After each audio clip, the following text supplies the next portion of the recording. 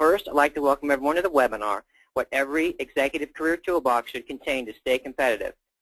3- and 4-page resume replete with duties and responsibilities have been replaced with a 2-page impact resume. The Internet and smartphones drive today's succinct messaging, and the old paper corporate buyers of the C-suite have gone the way of the dinosaur. What tools do you need to be competitive today? Renowned career management expert Cindy Kraft will enlighten us in that regards today. Our main objectives for the webinar today are to offer you actionable advice in how to pad your career toolbox with Web 2.0 tools, transforming your old tired resume, and effectively employing the smartphone principle. A quick note on today's agenda: we will first be hearing from renowned career expert Cindy Kraft, and then we'll move into the Q&A session, where we will spend the remainder of our hour. We would like this to be an interactive experience for you, so if you have any questions at any time, please go to the questions area in your GoToWebinar control panel and send us your questions. We can't promise to get all of them in, but we will do our best, and we'll follow up afterwards on any questions we did not get to. The presentation of today, the slides from the presentation today are already posted on the Performative site, where they will be freely available, and we will send you a link to the slides as well. Another logistical note: we're offering CPE credits for the CPAs in today's audience. For those of you who didn't click the box to collect CPE credits on the way in, you will see on the final slide of the presentation the email address of the individual that administers our CPE certification program. Before we get started, a quick word about Performative. Performative is the largest and fastest growing online resource for senior level corporate finance, treasury, and accounting professionals. Performative offers a uniquely noise-free and valuable peer online network, direct subject matter expert advice, and features resources developed in direct collaboration with our constituency. Okay, let's get started by introducing today's first speaker. Cindy Kraft, CFO Coach, Executive Essentials. Cindy is America's leading career and personal brand strategist for chief financial officers and corporate finance executives with 16 years of experiences. Cindy partners with clients to help them understand their marketability, clearly articulate their value, and position themselves as the clear and compelling choice. Her clients are among the top echelon of financial gurus who understand that unique status requires unique packaging. A typical senior level executive spends so many hours working this job, by necessity, has shelved managing his career. Her client list includes CFOs of private and public corporations, private equity firms, and non-for-profits, as well as other visionary and accomplished senior-level finance executives seeking to position themselves for these $300,000 plus coveted leadership position. With that, it's my distinct pleasure to turn it over to Cindy Kraft. Cindy, take it away. Thanks, Ernie. Hello, everyone, and thanks for joining the webinar. Today we're talking about toolboxes, career toolboxes, and more specifically, what every executive career toolbox should contain to stay competitive. Every executive career toolbox should contain the tangibles. Tangibles are those end products that you can actually touch and feel. And they include things like your resume, cover letters, your LinkedIn profile, a leadership initiative addendum, and even your reference sheet. And we will talk more about those. But more importantly, and perhaps even most importantly, are the intangibles. Conversely, intangibles are, in this case, the things you must have in place in order to be able to craft compelling, tangible documents. Just as leadership is an asset to a company, even though it isn't something that you can physically touch, so are the intangibles behind the marketing documents. In my opinion, the intangible is the most valuable part of the career toolbox. And those intangibles, they include your brand, your marketable value proposition, and I'll sometimes refer to that as an MVP, marketable value proposition.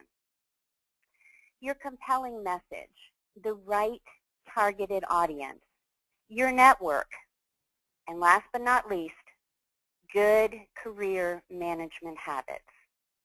And we're going to start with the intangibles because without those, creating your marketing documents is really a wasted effort. So we're going to start with your brand. You can determine your marketable value proposition without a brand. You can even create value messaging without being branded. Identifying a target market and growing your network, they're both quite doable without a brand. But brand is differentiation. Being branded is strong and solid positioning. Branding speaks to how you have achieved success. A strong brand speaks directly to fit for culture. Fit for culture dramatically increases the chances of you landing in the right position, in the right company, within an environment that is just made for you to be successful. But it's more than that. What happens when, unfortunately, you lose your job? How are you known? What goes on your business cards? How do you introduce yourself at networking events?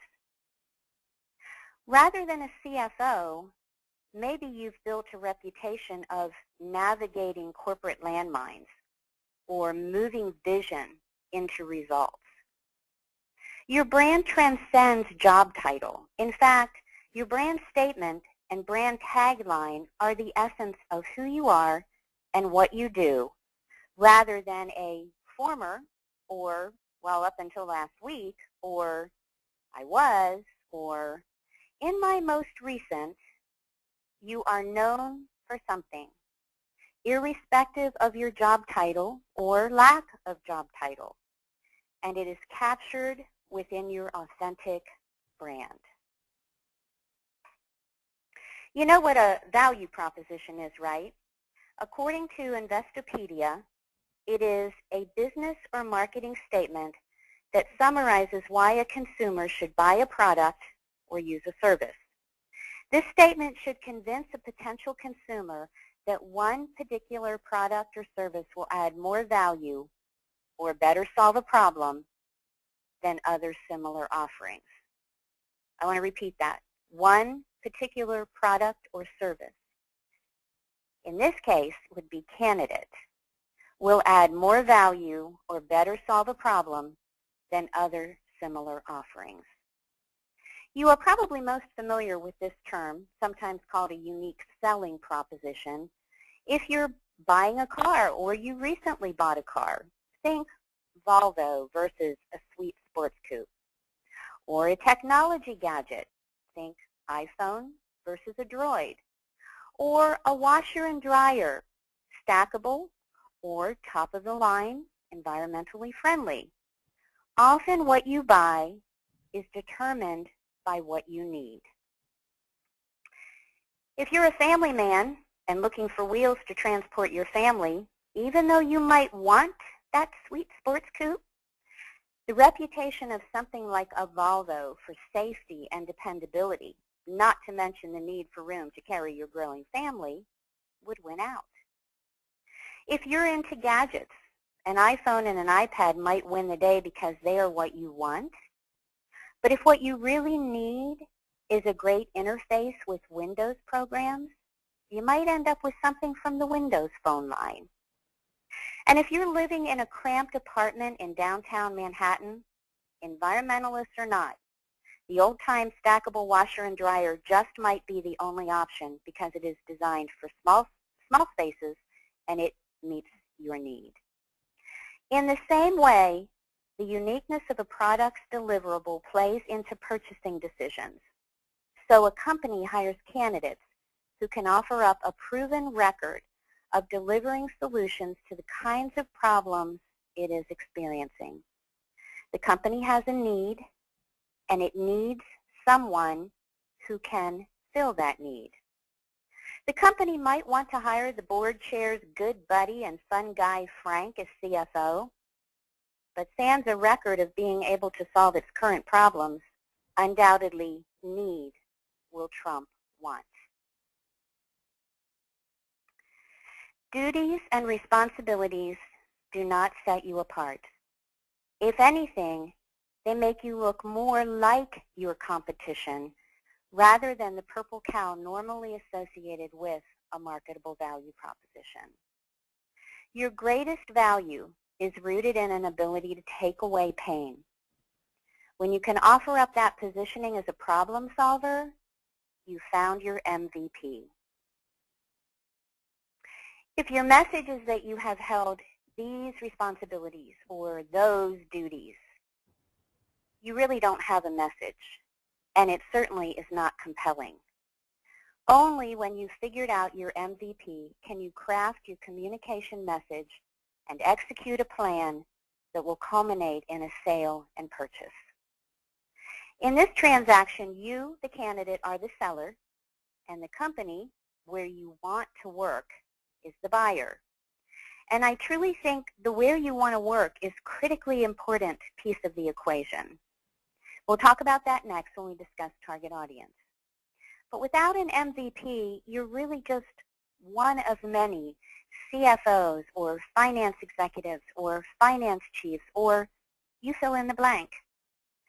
And when you're just one who looks like everyone else, your message is reduced to commodity, generic, without value, and if purchased, bought at the lowest possible price. Value conversations boost confidence and help to ensure you get paid what you're worth. One of my clients was recently selected for a CFO role. He had been a senior finance executive about 7 to 10 years ago, and then due to several different unforeseen circumstances and situations, he veered off that course. When he found his CFO opportunity, he was in a role that was paying $50,000 a year. Now, that's not the real amount, but the numbers will show the impact of this job transition. The CFO role he wanted paid $175,000. He fretted and worried about whether or not this deal was going to blow up in his face because the recruiter asked for his salary information, of course.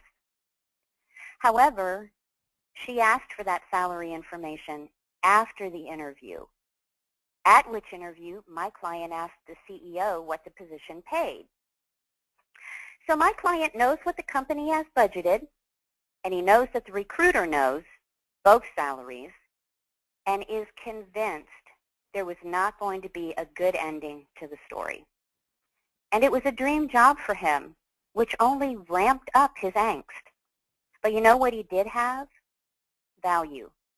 And his value was something the CEO wanted, and wanted enough to bridge the gap between the $50,000 my client was currently making and the $175,000 his company was willing to pay. And my client is one happy camper today. I think the easiest way to get at the heart of your value in creating your messaging is through CAR plus SI.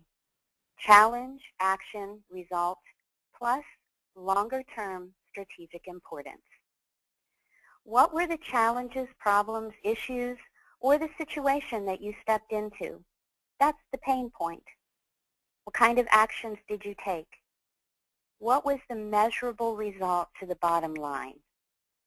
And how did it better position the organization for the future? In other words, how did you take away the stumbling block or blocks that were getting in the organization's way?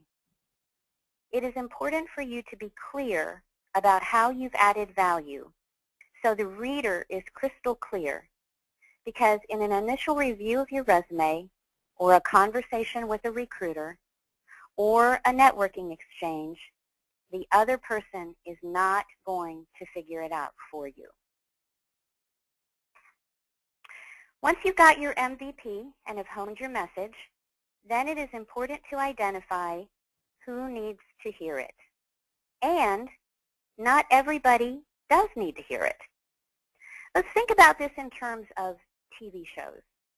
There are, of course, no shortage of 24-hour cable news stations, sci-fi, romance, throwback to the 50s and 60s shows, reality TV of every kind, movies, and sitcoms. Do you watch all of them? Do all of those genres appeal to you? My guess is no, nor should they. You are wired uniquely with passions and interests that are uniquely yours. Neither should you try to be all things to all people or appeal to every company. That is often what happens, though, when a candidate chooses to play the posted position game. Rather than understanding his marketable value and being strategic about his messaging to the right audience, he constantly bobs and weaves, tweaks and rewrites his marketing documents to appeal to every job posting he reads. He may or may not even know who the company is, but it doesn't matter. He wants to be the candidate, so does his best to strip out what doesn't seem to fit and plug in what does. The result is more often than not that the chameleon strategy means you have no idea what's working and what isn't. Even worse, you have no idea who you are and what your real value is to a prospective company. And somebody who's reading your resume also knows that. Understanding who, which companies, need your particular skill sets and experience, and which of those companies you consider worthy of having you, means you can spend your energy and effort in a focused and productive way. Think about the power of niching. Those who do it successfully don't have a message that appeals to everyone. Rather, their message is targeted and focused on a particular audience. Does it mean that they only get purchasers from their target audience? Probably not. But it does mean that their marketing dollars and their time is spent efficiently and effectively to produce the greatest return on investment. While it may seem counterintuitive to have a focus campaign, it really is much more effective. And finally, it is incumbent upon every executive today to have a network. That is not people you know. It is people who know about you. And because you are actively and consistently and constantly in their space, you are constantly and consistently top of mind. I love this quote from the book, 33 Million People in the Room, and it's called Reed's Law and the Universe. The effectiveness of large networks, and social networks in particular, can scale exponentially with the size and social importance of the network. In other words, Reed suggests that every new person in a network doubles its value. According to Reed, if you have 25 people in your network, the amount of possible connections and subgroups within your group of 25 people is 33 million. If you add just 5 more people to your network, the amount of possible connections shoots all the way up to 1 billion. That's great, right? Well, only if they know about you. Remember, networking is a verb, and networking has been redefined as who knows about you. You can know a lot of people, and how you define know can vary, but if they don't know about you, does it matter? Networking isn't always a strong suit for finance folks, so along with 33 million people in the room, I also highly recommend Harvey Mackay's Dig Your Well Before You're Thirsty and Keith Ferrazzi's Never Eat Alone as great reads on how to cultivate and nurture a vibrant network. Harvey Mackay's Dig Your Well Before You're Thirsty is an old book, but it is timeless, and what I really love about his book is the chapters are short, sometimes only 3 to 5 pages. So you can carry it with you, and when you have a few minutes, you can pick it up and read a chapter and walk away with a tidbit that can forever change the way you view networking. So These are some books that I recommend if you want to improve your knowledge base on how to network. To actually improve your networking, you actually have to network. Now that we know the intangibles, let's move into the tangibles that should be in your career toolbox. Oops, wait, back up here. I didn't talk about career management habits. Let's back up and stay with career management habits.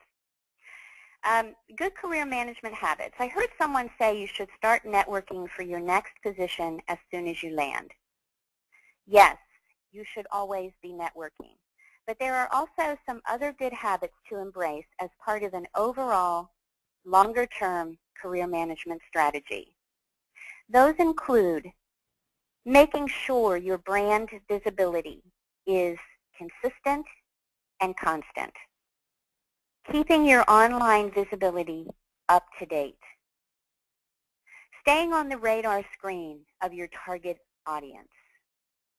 Creating strong passive candidate positioning through the perception of a subject matter expert. I was listening to Dr. Charles Lowry in a series on being a person of influence, and his comment about habits really resonated with me. At first, you control your habits, and then your habits control you. We start out with the best of intentions, creating, hopefully, good habits, but very quickly those habits can turn bad and begin controlling us. For example, you might want to make networking a top priority and a good career management habit, but once you land, you get really busy with your new job. And you really don't need to network right at that moment. Does that sound familiar? And so the networking habit is suddenly overtaken by the habit or habits that are now dictated by the job. Or if you're unemployed, you may have started your job search with gusto, but once you tapped out your network, you now find yourself sitting in front of a computer searching for posted positions. You're stuck in a bad, controlling habit. It's not always easy to do the right things you know that you need to do, particularly if they're the hard things to do, like networking. For many finance executives, they would rather have their arm chopped off. And sometimes self-discipline seems non-existent when you either have no life because you're working 60 to 80 hours a week, or you've been unemployed for a long stretch and nothing seems to be working.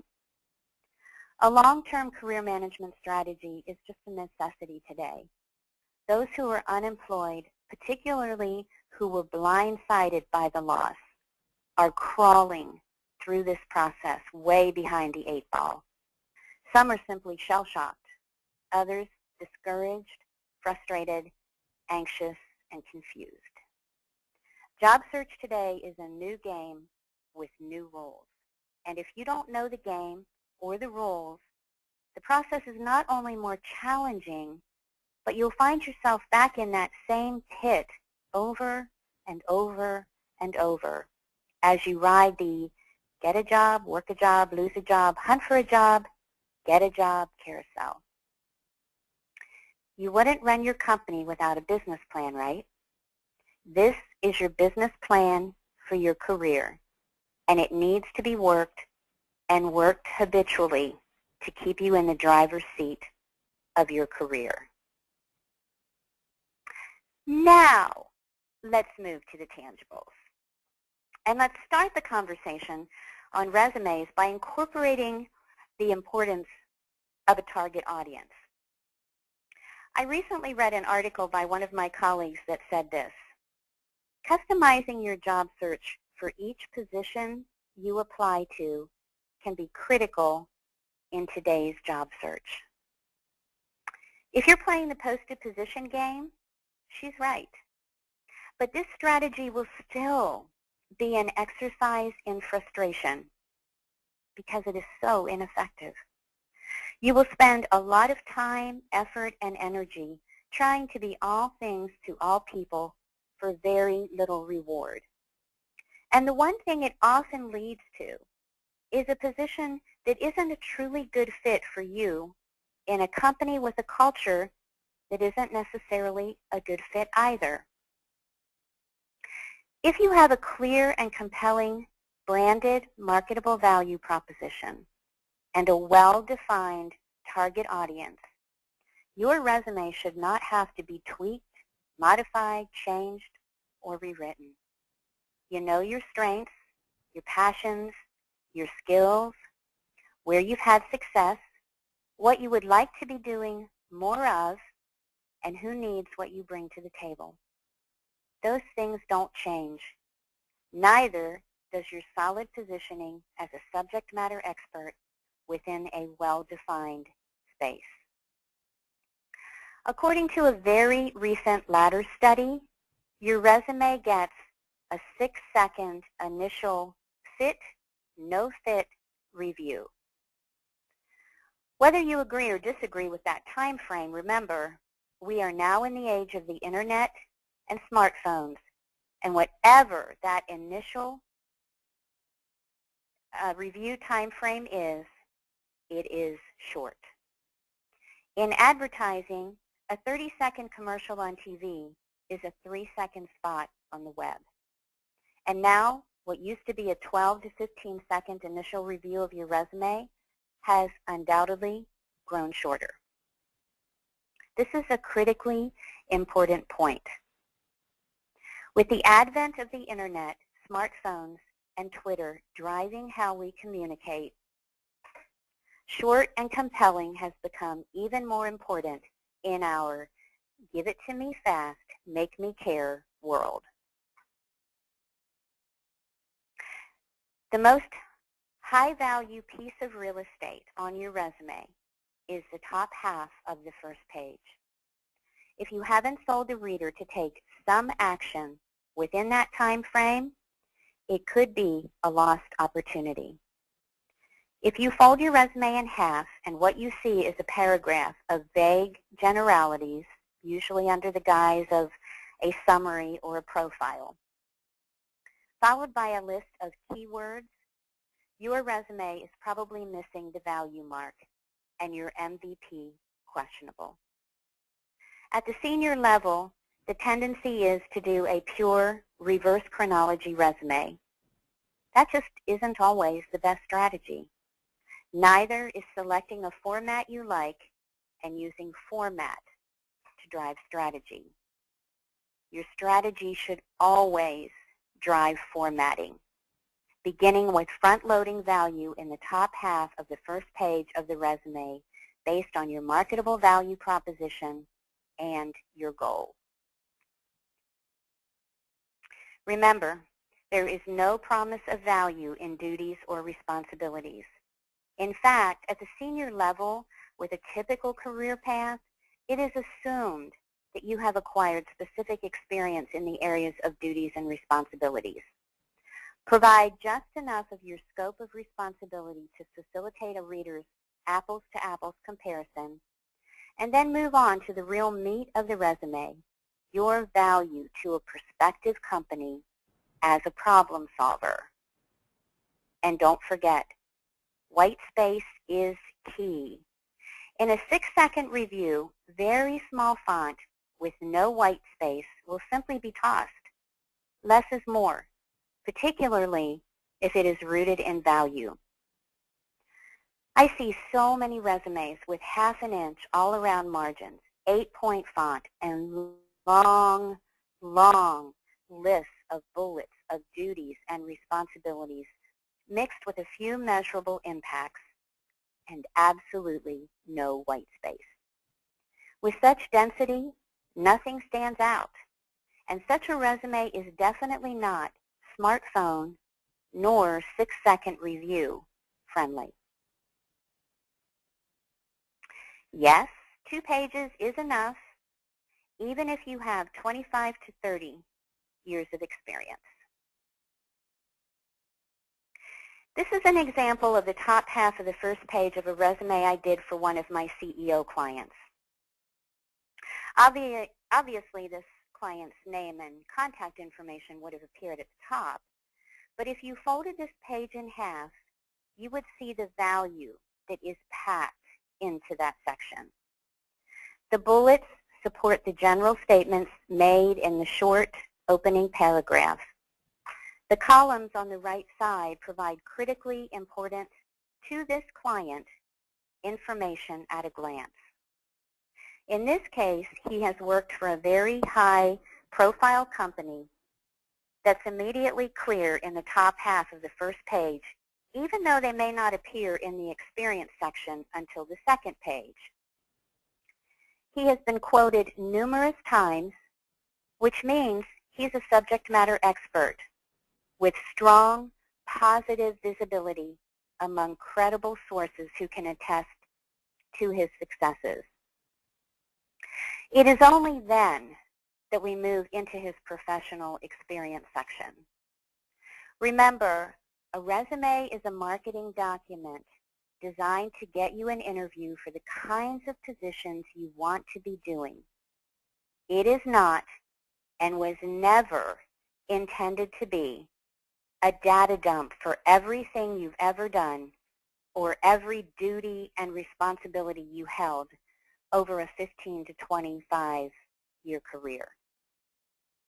Your intrigue is not as someone who can be all things to all people, but as a subject matter expert who has a narrow appeal to a specific audience and is using 2 pages to highlight problem-solving value that begs some kind of follow-up action. So what might you do with all those great contributions that wouldn't fit onto your 2-page resume? Well, my suggestion is an addendum that highlights leadership initiatives. And this is one initiative that I wrote for the same CEO whose resume you just saw. If you were to compare the resume I just showed you to this addendum, you would see how the 3 lines in the 3rd bullet in the top half of the resume has translated to an initiative cited in the leadership addendum. This was one of many initiatives that we delineated, and this particular one was scaled down to accommodate the PowerPoint screen, but it gives you a good idea of how valuable this document can be in showing thought leadership. Used in conjunction with a resume after talking with a recruiter where you know specifics about an open position, or as part of a leave behind after the interview, it is a powerful and tangible reminder of how you have solved the kinds of problems a particular company is having. You probably want at least 2, maybe 3 letters of introduction. As a cover for your resume, it makes sense to have one that targets a company directly and one that targets recruiters. Different audiences, a little bit different messaging. If you are using your network strategically, a letter that serves as a request for your contact to do something is also an option. That said, I think there are much better ways to network for opportunities than to simply use the "can you help me get a job" letter approach. Cover letters are not merely repeating the information that is contained in your resume. Otherwise, what would be the point of including a resume? Rather, your letter should be a powerful, value-oriented, standalone document.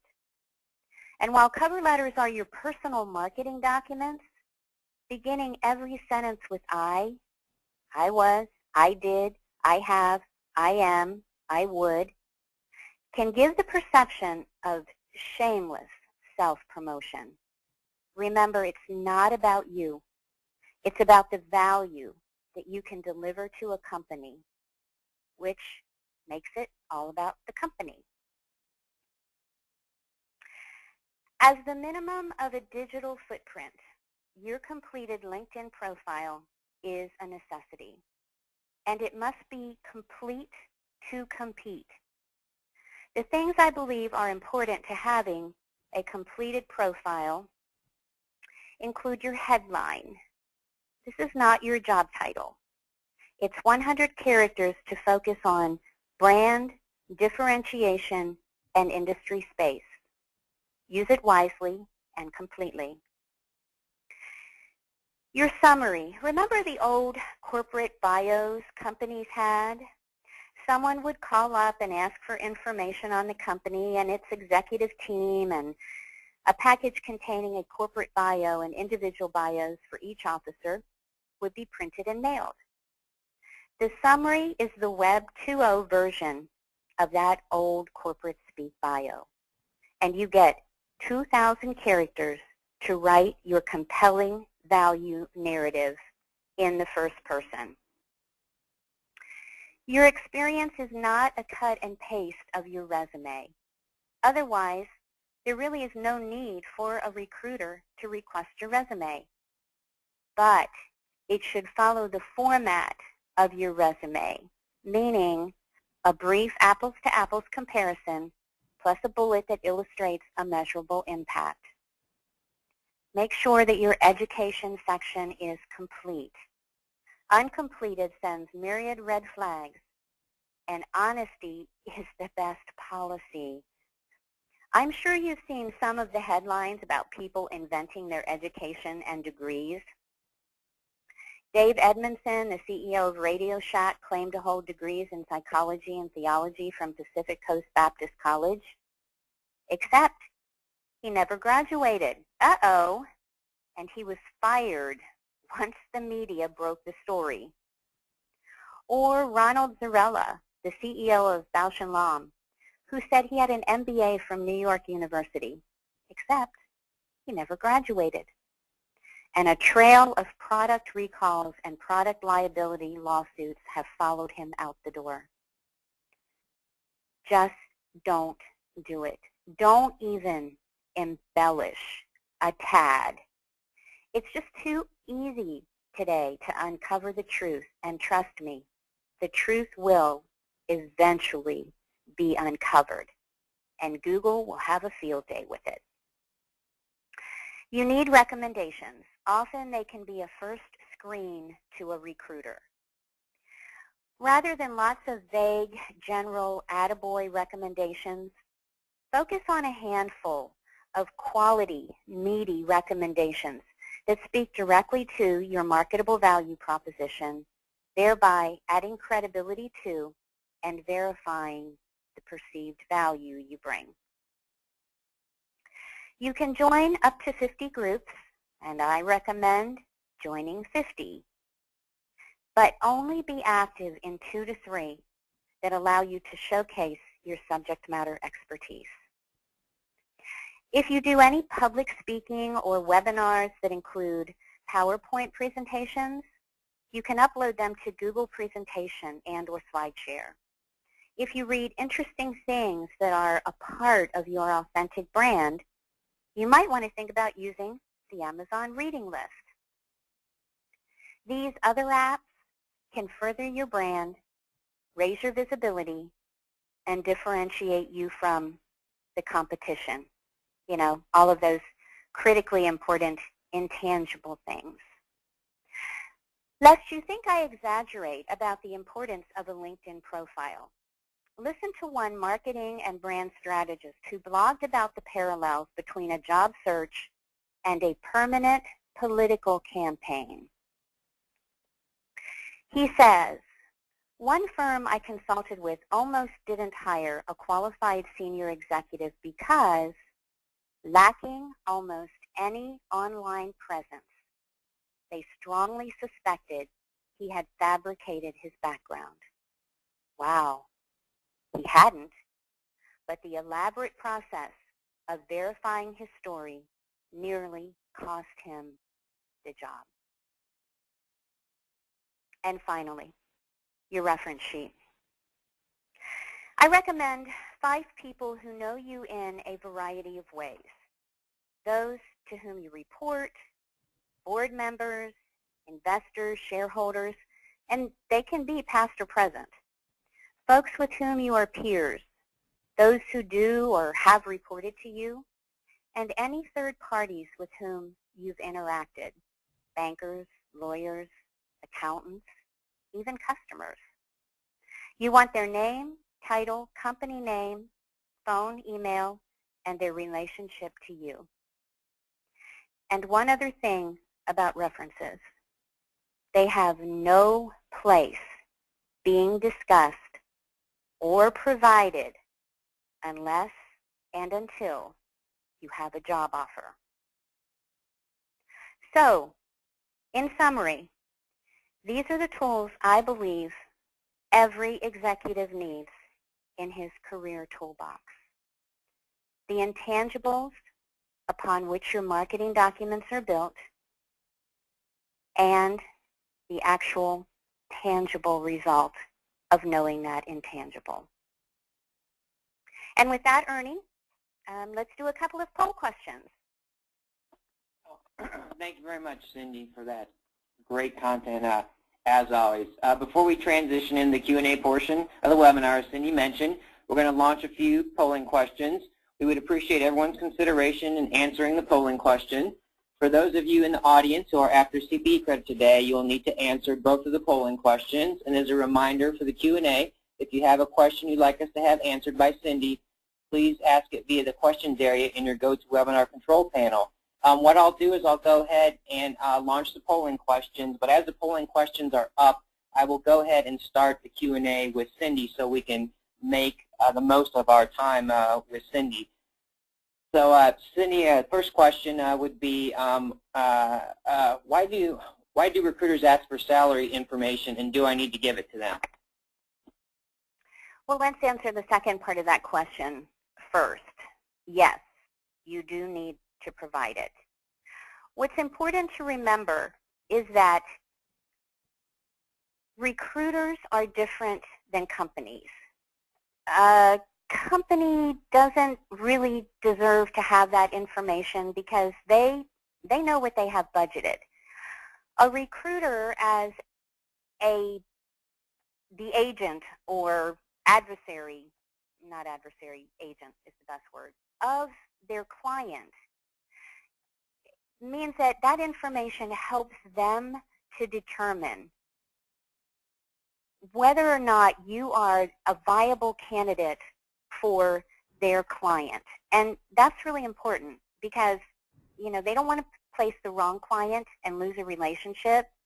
They want to place the right client. And so if you are, just like in the story that I told, if you are a viable client who brings value to the table, trust me, it is in his or her best interest to figure out how to position you with the hiring decision maker so that you can get a job for the most money and she or he can get the highest possible commission off of that salary. So yes and yes.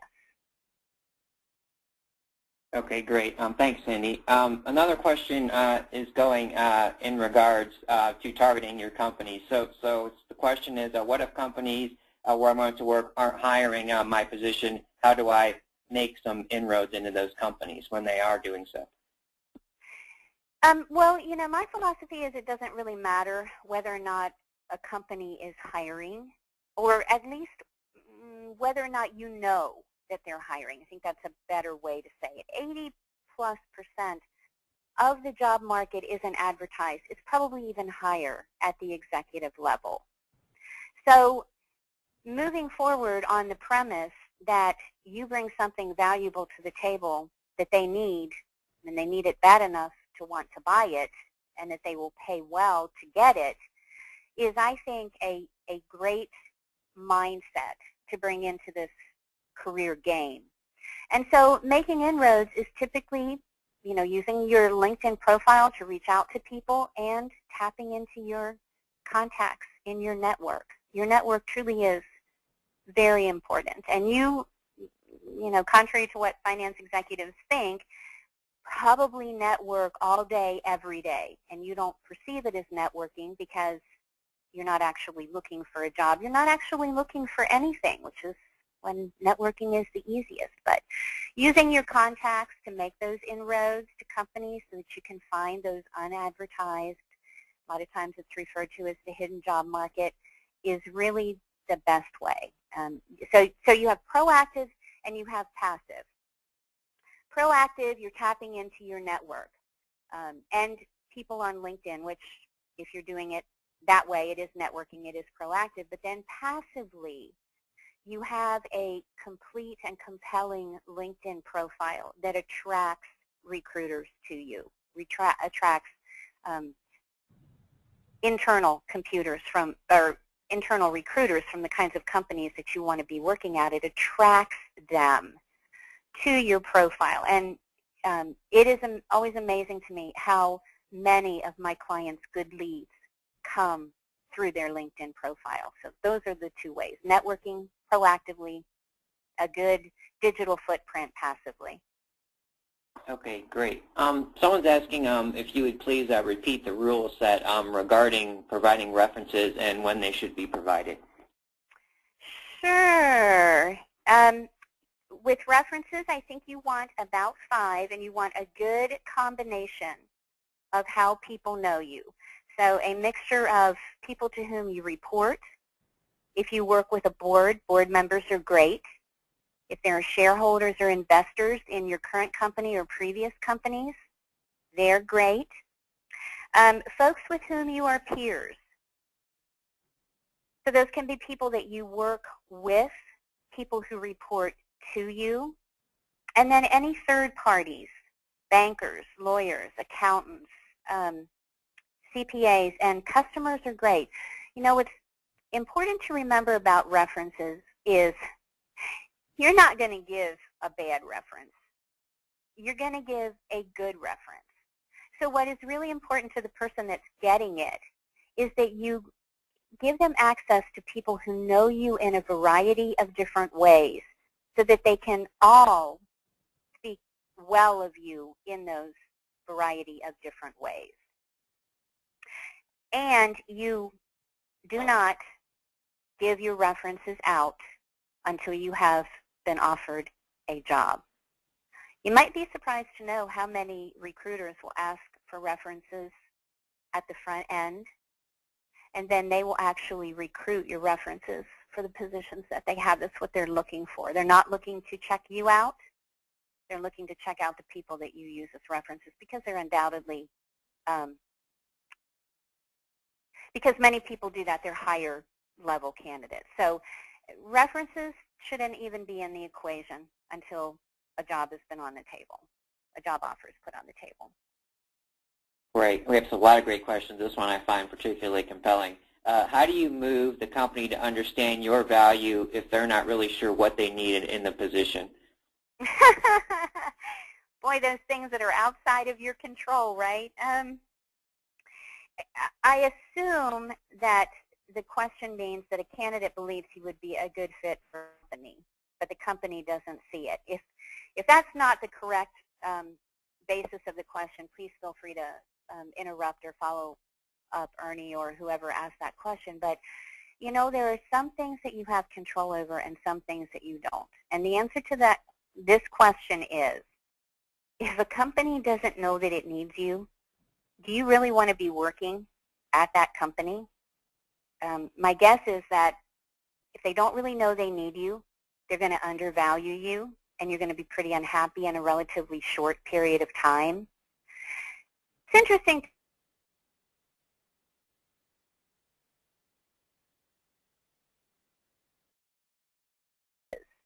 that it really is the basis for them of being able to recruit the right people into their culture.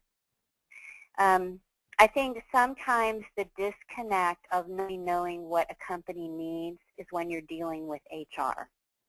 And that is a big black hole, in my opinion. That could be a whole nother webinar. But if you're actually talking to the decision maker and the decision maker doesn't know what he needs, I don't know that I don't know that there's any way you can convince him of what he does need.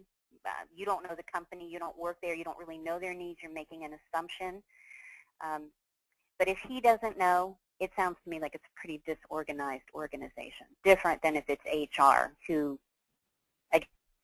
the middleman doesn't always know what the left and the right hand are saying. Okay, great. We have a question around how to best present an education of and work experience if it's focused kind of international experience when they're really targeting U.S. Domestic U.S. businesses. So it's an international candidate who wants to work at American companies either here or abroad? Yes. Okay, so everything that I said about resumes is true. There's a big difference between European resumes, Asian resumes. What is accepted in other companies is very different than what is accepted in American companies. So if you're an international candidate who is applying for a job with an American company, everything that I said about resumes is true. Your education is not nearly as important as your impacts to an organization. Your experience in terms of duties and responsibilities doesn't matter as much as your value, how you have made a company's pain go away. So American company, same strategy. If you're targeting international companies, non-American, I can't speak to that because I only deal nationally. Because it's so vastly different. That's why I don't do it. Okay, great. Someone has a question around how do you, regarding the leadership addendum document. Do you send that with your resume, or how do you use that document and present that? That is a great question. And, you know, if you are, let's break it into a series of different scenarios. So if you find a posted position that you're firing your resume off to, and just even saying those words is like fingernails on a blackboard to me, but the answer in that situation would be absolutely, positively, no, not ever. If the scenario is something like you've been contacted either through a networking contact or a recruiter found you on LinkedIn, and you have actually had a phone conversation with that person about what the needs of the company are, what the kinds of problems are, and it's been determined that you are a viable candidate, then that is a good time, and you've been asked for your resume, then that is a really good time to include at least pieces of the addendum. So the leadership addendum that you saw was one of maybe 15 to 20. You know, he's a very high-profile CEO, so he is a long career. His leadership initiatives are endless. So he would not send a 30-page document off to a recruiter, but what he would do is look through his vast number of leadership initiatives and say, you know, after that conversation, these couple or this one or this three, you know, they really speak to the kinds of problems that a company is having. And so having already held a conversation with a recruiter who is now interested in you as a possible fit, at that point we've moved beyond the smartphone philosophy and into the recruiter wants to know how you think. He wants to know about your leadership. He wants to know about your ability to vision and execute. And so at that point, attaching your some of the initiatives to your resume would be absolutely acceptable and appropriate and probably very helpful to you and very differentiating. Okay, great. Someone kind of has a follow-up question, you know, around sharing your salary information with, you know, with those recruiters. So say for the sake of argument that you've been out of work a while and you took or recently took a step back in salary, and they're asking to share your most recent salary. How would you position that to a recruiter, or how do you, is it succinct, or how do you message that to the recruiter? You know, that's a good situation for the client that I told you about. I was not making the difference up in those numbers. Those were not the actual numbers, but I was not exaggerating about the difference between what he was paid and what he got in the new role. You can't hide it. You can't alter it. You can't argue it. My philosophy is that if it is a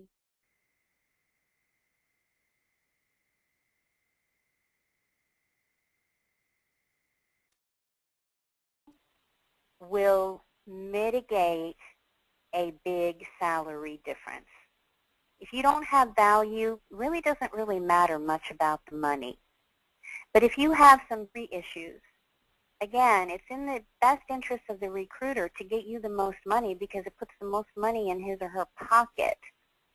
But they can only do that if they understand what it is they're up against. So what often would happen, and this will really trip you up, is if you going back to honesty being the best policy, if you aren't honest with the recruiter and you get offered a job, at one point your salary is going to be disclosed. And it will be found out. So dealing with recruiters honestly, the numbers are the numbers are the numbers, and you can't alter them. They are what they are. You have to come from a position of value, and value mitigates a lot of evils.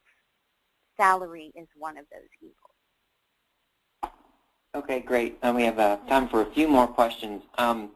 One of them comes around, in all of the vast experience you have in resumes, what are and I know you've said this again, but I think this will drive it home, the 3 biggest mistakes that people make, and also on the other side of that, what are the 3 kind of best things that you've ever seen on resumes that you've seen from people? Oh, my.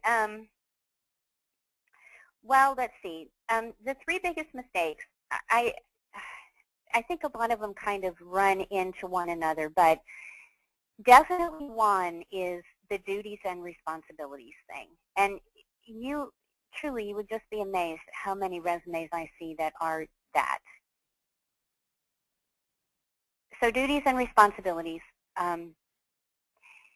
Choosing to use a pure reverse chronology format, or conversely, because you're trying to hide something, going with the gosh, I can't even remember how it's used because the name of it, because I never use it. But it's the resume format that hides. You don't use dates on the job, and you don't necessarily put the jobs even until the very end. They're kind of an after point, and your job titles. And the reason that you do that is you're trying to hide that. That always fails. Not for senior executives, not having a complete history. Now, again, I am of the 2-page resume perspective, but when a recruiter looks at your resume, they want to understand when you graduated. Put a date. I know it might be dating you, but value trumps age. Value, value, value. If you take nothing away from this conversation, value trumps everything. If you don't know what your value is, you can't really move forward well with anything else. So graduation date, experience, and just a summary of what your titles were so a recruiter can see progression. And then over about the last 10 to 12 years are where you want to be highlighting your impacts. And so a lot of times that is very missing from the resumes that I see that are written by a person himself. The best things that I've seen, branded resumes, they really sell well to culture fit. One of my clients who really was well branded and niched, he got noticed on LinkedIn within a day of posting his information. Another really good thing is the format that I used on the resume that I showed you, where you have that table, so that you can really, if you think about the ladder 6-second view of fit, no fit, makes it very easy for a recruiter to look at it in the right context rather than a resume that has a paragraph of vague generalities and then this long list of keywords. So that if you did the fold test, there's nothing of value standing. So that kind of a format makes it very easy in a glance to really pull out value. Use lots of white space, bolding, to make things really stand off the page and draw the eye down. That's really the best kind of resume formatting. Okay, great. Thank you very much, Cindy. With that, in the sake of our time here, we're going to go ahead and close the Q&A sessions. Just a comment, we have an interesting debate that Cindy's involved in. We didn't get to ask her a question about it. She's probably wanted to talk about this, but we'll continue that conversation on Performative about whether or not finance executives need a resume. So I invite you to explore that on Performative and also all of Cindy's great blogs and other webinars that we've got posted on Performative. I'd like to thank Cindy Kraft for her time and insight. For those of you in the audience today, if you'd like us to connect you with Cindy, please indicate that on the survey that we will invite you to take, which will pop up as soon as the webinar is over. Cindy is a renowned leader in this field and an excellent source of information on today's topics. As I mentioned previously, the webinar is available for CPE credit. If you didn't check the box on the way in, please send an email to donmoore@performative.com. Again, we appreciate your feedback on the survey, which will show up as soon as the webinar is over. Finally, I would like to thank the audience for your valuable time. We hope to see you on performative.com and at future events. Make it a great day, everyone, and have a great weekend.